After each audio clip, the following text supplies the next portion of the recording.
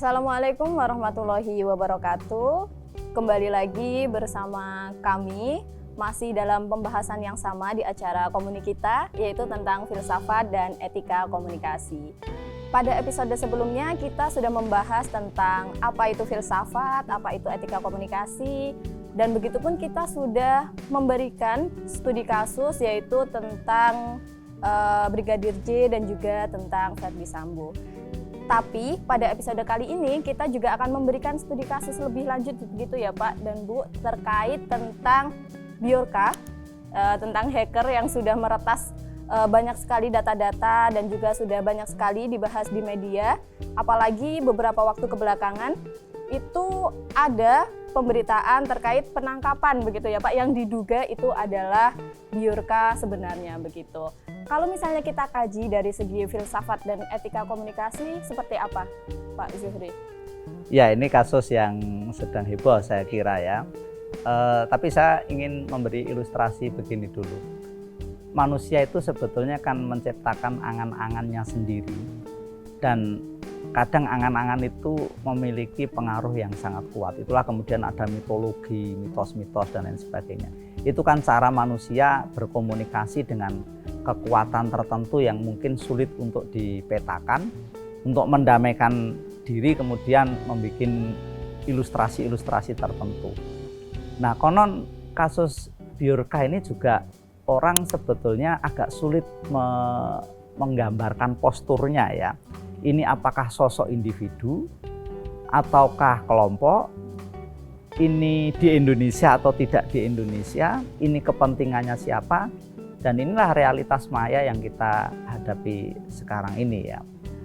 Nah, berbicara soal kasus hacker ini, sampai hari ini belum jelas persoalan-persoalan itu. Tapi bagaimana dampaknya baik secara nyata di dalam diskus tentang politik dan sebagainya sudah sangat ramai. Dan sebetulnya satu sisi juga bukan kasus baru juga. Karena pangkal dari persoalan ini kan salah satu dari ciri revolusi industri 4.0 itu adalah big data ya. Artinya bahwa data itu memiliki nilai yang sangat strategis di era sekarang ini. Dan orang bisa memperlakukan apapun dengan data. Yang dikhawatirkan itu kan ketika data ini kemudian disalahgunakan untuk kejahatan. Ini yang jadi problem. Nah, kasus Bjorka ini kan yang awalnya itu sebetulnya kan kasus jual beli data sebetulnya.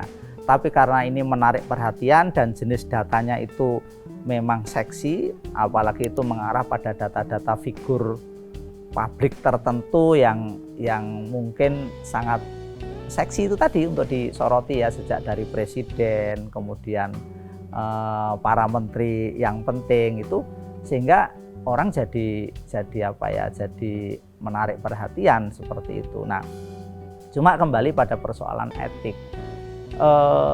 Ya saya kembali pada teori-teori etika ya, sejak dari teori utilitas, kemudian deontologi, teori keutamaan. Intinya itu kan supaya orang itu berbuat baik gitu.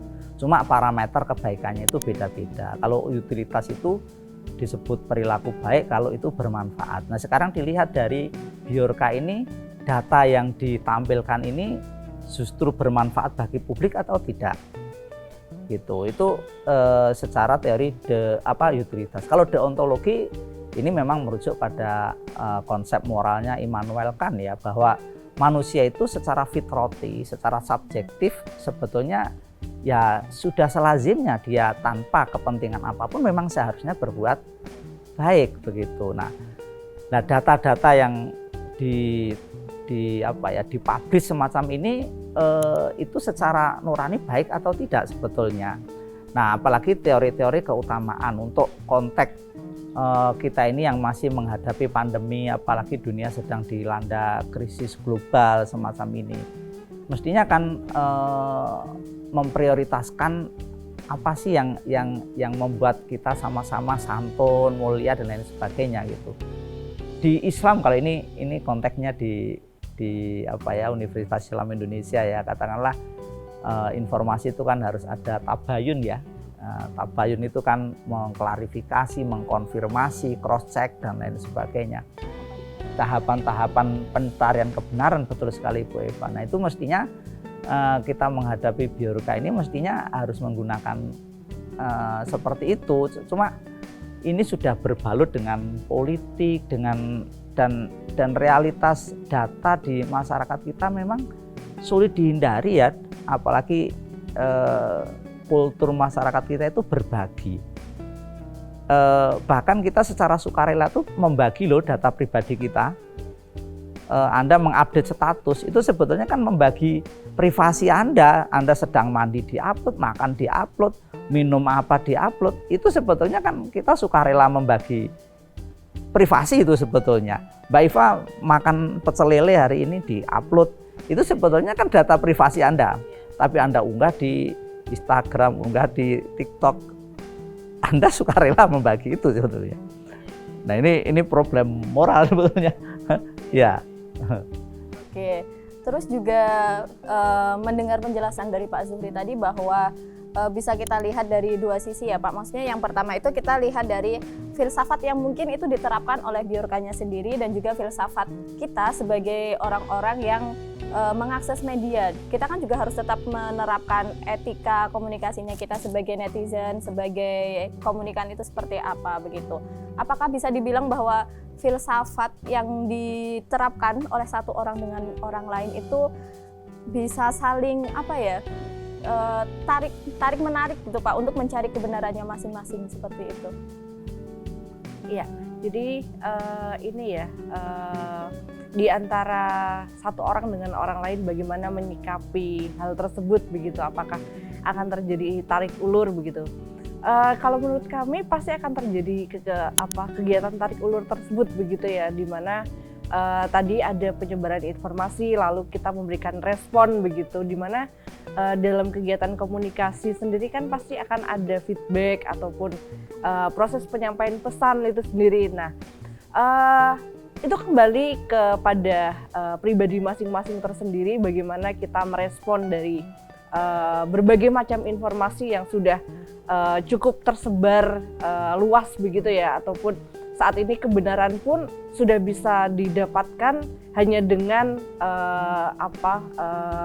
di dalam handphone dengan kecepatan yang sudah sangat sangat fantastis begitu ya. Nah itu tadi kembali juga ke pembahasan terkait kasus ini begitu. Ini adalah terkait penyebaran data-data pribadi begitu ya.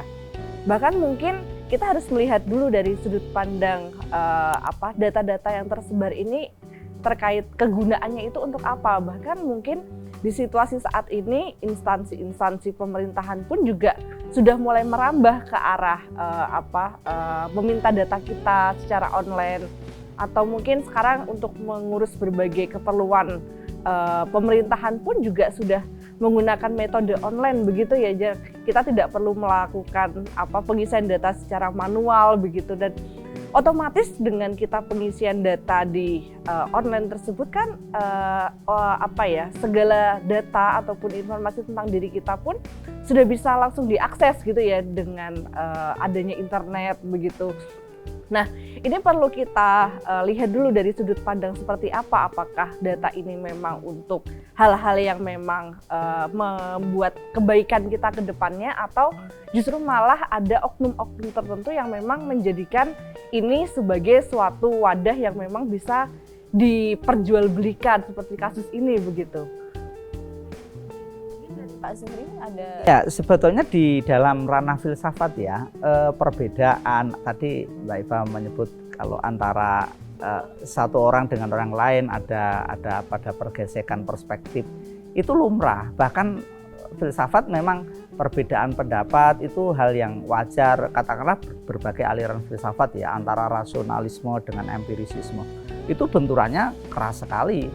Rasionalisme menyatakan bahwa kebenaran didapat secara deduktif, bersifat a priori. Kebenaran itu bisa dikatakan benar kalau secara nalar itu benar gitu. Tapi oleh aliran empirisisme, benar adalah induktif, bersifat a posteriori. Artinya bahwa kebenaran itu bisa dikatakan benar kalau dari kenyataan.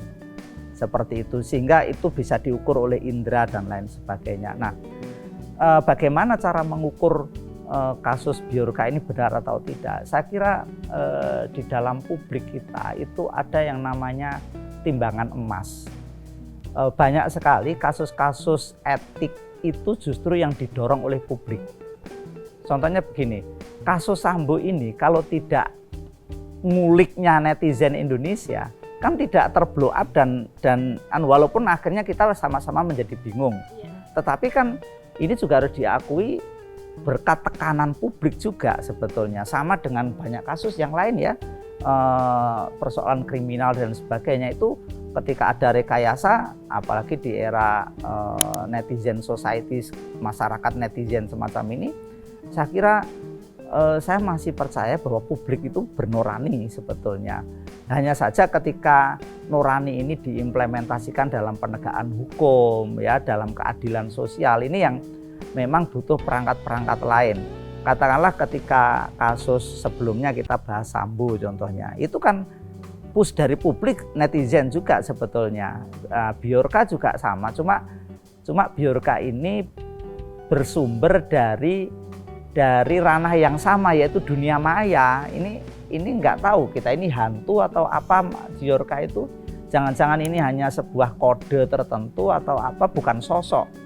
Nah, ini yang memang agak sulit. Tetapi saya masih percaya bahwa publik itu sebetulnya punya nurani, dan ini semakin membenarkan konsep moralnya Kant bahwa manusia itu memang ya sudah selayaknya berbuat kebaikan semacam itu, dan itulah etika.